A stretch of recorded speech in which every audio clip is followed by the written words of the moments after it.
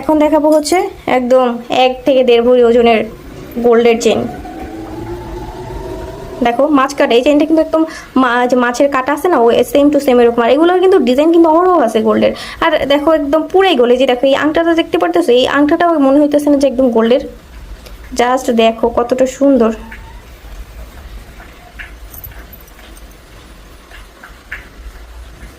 আর এই দেখো লাস্টে তোমাদেরকে কি দেখাইতেছে, জাস্ট দেখো।